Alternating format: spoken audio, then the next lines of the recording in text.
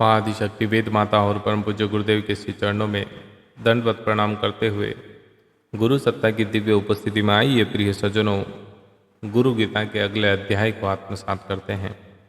गुरु वाक्य ब्रह्म वाक्य समान होता है। कैसे? देवादिदेव महादेव माता पार्वती को कैसे समझाते हैं? गुरु गीता एक ऐसा ग्रंथ है जो शिष्य के लिए अमृत है, पारस है। जो शिष्य है वह महामंत्र में ही गुरु गीता का मर्म समझते हैं। उन्हें मालूम है कि मंत्र साधक की चेतना, मानसिक चेतना की दिशा को आमूल बदल देती है, उनमें परिवर्तन कर देती है। बदलाव लोहे को सोने में बदलने जैसा है। मंत्र पारस के छूते ही सब कुछ बदल जाता है। लोहे की कलंक कालिक सोने की स्वर्णिम आभा बिखेरने लगती है। साधना व गुरु कृपा से अनजान चित्त के लिए यह पारस कथा अतिशोक्ति भरा झूठ लग सकती है, पर जिन्हें गुरु की कृपा छांव मिली है वे जानते हैं कि गुरुदेव की छुअन में सारे आश्चर्यकारी परिवर्तन समाये हैं। उनकी कृपा से सारे असंभव सहज संभव हो जाते हैं। साधना का सचुत गुरु कृपा का प्रभाव तार्किक विश्लेषण और गणित शास्त्र के समीकरण की सभी सीमाओं से परे है। अतुल्य प्रभाव हमेशा ही हमें अनुभव करने का नया निमंत्रण देता है। जिन्हें यह निमंत्रण मिला है, जिन्होंने इसका अनुभव पाया है, उनके हृदय इन क्षणों में भी गदगद और पुलकित है। इस पुलकन के कुछ पल इस गुरु भक्ति कथा के पूर्वोक्त अध्यायों में आपने सुने, जिसमें शिव संदेश यही है कि गुरुदेव से अधिक और कुछ नहीं। भगवान भोलेनाथ ने यही कहा कि गुरु तत्व परम कल्याणकारी है, ये मेरा आदेश है। गुरु ध्यान की सहज परिणति साफ है। उन कृपालु सद्गुरु की कृपा से मैं मुक्त हूँ, ऐसा चिंतन करना चाहिए। ऐसा चिंतन करने वाला सदा ही मुक्त रहता है। कर्मों की श्रृंखला उसे बांधने में कभी समर्थ नहीं होती है। गुरु महिमा को बताते हुए देवादिदेव महादेव सदाशिव माँ भवानी से कहते हैं कि गुरुदेव जो भी राह दिखाए उसी राह पर चलते हुए मन की शुद्धि करना कर्तव्य है। शिष्य को चाहिए मन व इंद्रियों से भोगे जाने वाले सभी भोगों को और सभी अनित्य पदार्थों को त्याग दे। सभी को आत्मस्वरूप अनुभव करना ज्ञान है। जिसे ज्ञान हो रहा है, जिसका ज्ञान हो रहा है, ये दोनों ही समान है। ये संपूर्ण जगत अपनी आत्मा का विस्तार है। ऐसा अनुभव ही मोक्ष कारक है। इसके सिवा अन्य कोई पथ नहीं। देवादिदेव महादेव ने जो ये शब्द कहे, साधना साध्य सिद्धि का मर्म छिपा है इनमें। साधना वही जो गुरुदेव बताए, साध्य वही जिसकी और गुरुदेव इशारा करे, सिद्धि वही जिसमें कि उनकी आत्म तत्व के विस्तार रूप में अनुभव हो।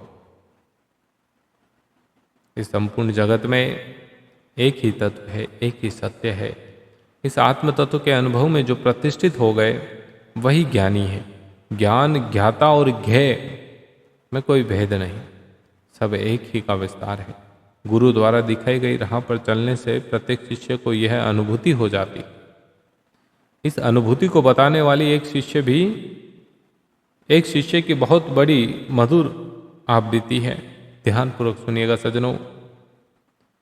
गुरु के स्पर्श से इस शिष्य को अनायास ही लोहे से सोने में बदल दिया। बंगाल के एक गांव सिहुड़ में जन्म हुआ। माँ बाप ने नाम दिया सिद्धेश्वर, जिसे बाद में गांव टोले के लोगों ने मिलकर सिद्धवा कहा। जैसा नाम वैसा गुण। सिद्धेश्वर बचपन से ही सीधा और भोला था। देव का प्रकोप, माँ बाप बचपन में ही चल बसे, अनाथ होने का दर्द, भला उसके सिवा और कौन अनुभव कर सकता था। अपमान से दिया गया अन्न और तिरस्कार से दिया गया जल उसकी भूख प्यास बुझा देता था।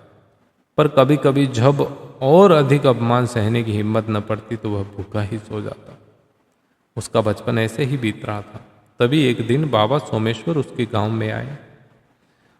उनकी भव्य देह, यष्टि, शुभ्र केश, ज्योति बिखेरती आंखें, आशीर्वचन सुनाते होठ। उसने जब पहली बार उनको देखा तो देखता ही रह गया। समझ में नहीं आया क्या कहे, कैसे कहे।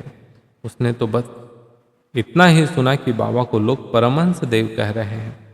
उसने जब उनके पास जाने के लिए सोचा तो किसी ने उसे जोर का धक्का दिया, पर बाबा ने अपने बलिष्ठ हाथों से उसे संभाल लिया।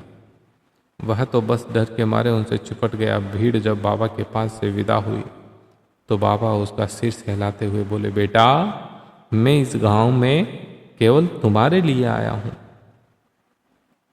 उसका भी कोई अपना है। ये उसके लिए बड़े अचरज की बात थी, पर बाबा ने उसे बड़े प्यार से माँ दुर्गा का मंत्र स्मरण करना सिखाया और बोले, बेटा, तुम बिना परेशान हुए इसी गांव में रहते हुए सबकी सेवा करते रहो। पर बाबा, ये लोग तो मुझे अपमानित करते हैं। वह आगे और कुछ ज़्यादा बोल नहीं पाया। तभी बाबा बोले, बहुत सताते हैं ना तुम्हें? हाँ बाबा, बहुत सताते हैं। उसकी हाँ सुनकर बाबा सोमेश्वर ने अपनी आंखें शून्य में टिका ली और कहीं आकाश में खो गए। कुछ सोचते हुए उनकी आंखों में आंसू भर आए। फिर थोड़ी देर में प्रकृति के समतुल्य होकर बोले, ये सब जो भी सताए उसे प्रसन्नतापूर्वक सहन करो। इन सब के उत्पीड़न को प्रसन्नतापूर्वक सहते हुए इनकी सेवा करो। यही तुम्हारा साधना पथ है। मानोगे मेरी बात? कर सकोगे ऐसा कि नहीं? 15-16 साल का सिद्धेश्वर चुप हो गया, पर मना कैसे करता। जिंदगी में पहली बार तो किसी ने उससे प्रेम से बात करी। उसने हामी भर दी। माँ दुर्गा का स्मरण, सारे तिरस्कार को सहकर सबकी सेवा, यही उसका जीवन बन गया। लोग जितना अधिक अपमानित करते, माँ दुर्गा उसे उतनी ज़्यादा याद आती। बड़े विहल होकर वह माँ को पुकारने लगते। रात में जब सोता तब सपने में कभी कभी वह परमहंस बाबा सोमेश्वर उसके सिरहाने बैठे थे। इन सालों में उसमें एक फर्क यह हुआ कि अब वह युवा हो गया। एक दूसरा फर्क यह हुआ कि अब सोते जागते उनका मन जगत माता माँ दुर्गा और अपने प्यारे गुरुदेव में विलीन रहता था। अब धीरे धीरे उसे लोगों ने अपमानित करना बंद कर दिया, पर उसका मन अब माँ का हो गया। माँ के स्मरण से ही उसकी सुबह होती और माँ के स्मरण से ही उसकी पलकें मूंदती। एक रात जब वह सो रहा था तभी अचानक मूलाधार में कोई महासर्पिणी जाग उठी। अजीब सा एहसास हुआ, लगभग विक्षिप्त सा हो गया। ये दशा सालों बनी रही, परंतु बाद में उसका मन स्थिर और शांत हो गया। उसके मन के ज्ञान कपाट खुल गए। इतने दिनों में 24 सालों का अंतराल हो गया था। एक दिन बाबा सोमेश्वर फिर से उसके पास आए और बोले, बेटा, तुम्हारी साधना सफल हो गई। अब तुम सिद्ध हो। उसने विहल हो उनके पांव पकड़ लिए और बोला, बाबा, मैं तो इन चरणों का दास हूं।